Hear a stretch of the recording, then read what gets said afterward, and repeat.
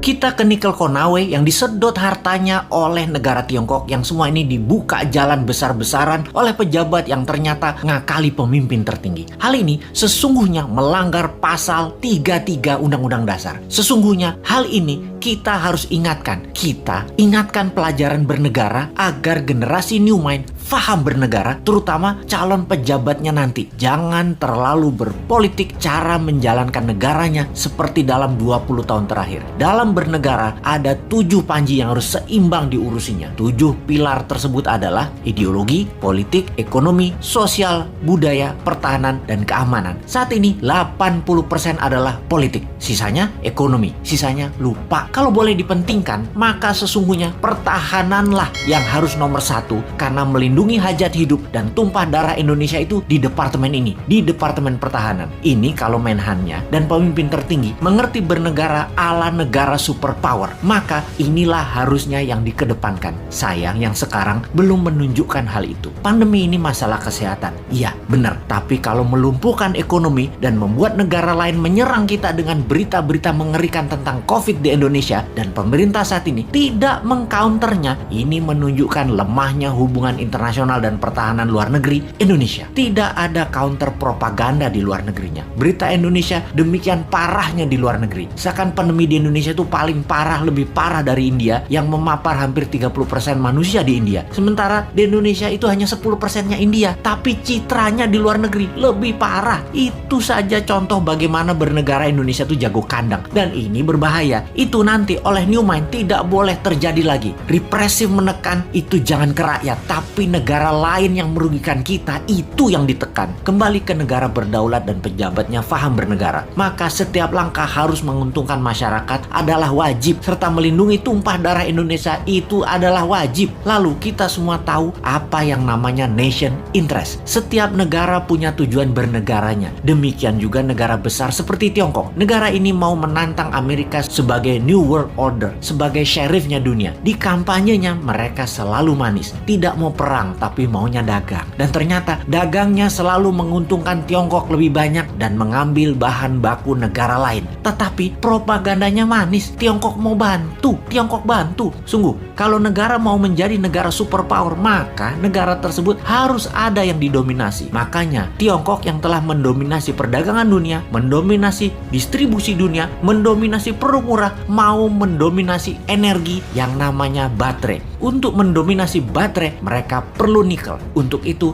nikel terbesar di dunia hanya ada di Indonesia. Mereka mainkanlah. Pokoknya bagaimana caranya bikin semua orang silau, tak melihat niat jahat tadi yang terlihat nolong pindah gede-gedean tambang nikel dan pabrik smelter, mengambil secepatnya bahan baku Indonesia mumpung masih berkuasa dan dibukakan jalan. Dijanjikannya Indonesia akan punya pabrik baterai, tapi bahan bakunya dihajar habis dulu sampai habis. 3 tahun lagi rasanya cukup buat mereka hajar habis tambang tersebut dan menjadikan Tiongkok punya cadangan selama 20 tahun ke depan untuk jadi raja baterai dunia. 90% keuntungan nikel adalah kalau dijadikan baterai, dan itu strategi Tiongkok. Sementara kita dapat taiknya Tiongkok. Sudah sejak 4 tahun lalu kita berjuang mengingatkan bahayanya tambang nikel di Sulawesi karena tidak menghasilkan keuntungan apapun buat Indonesia atau kurang menghasilkan keuntungan buat Indonesia. Buktinya kita masih ngutang bernegaranya. Sementara kalau nikel jadi baterai tanpa asing, maka hutang plus tidak ngutang lagi adalah sebuah kepastian. Oh lupa,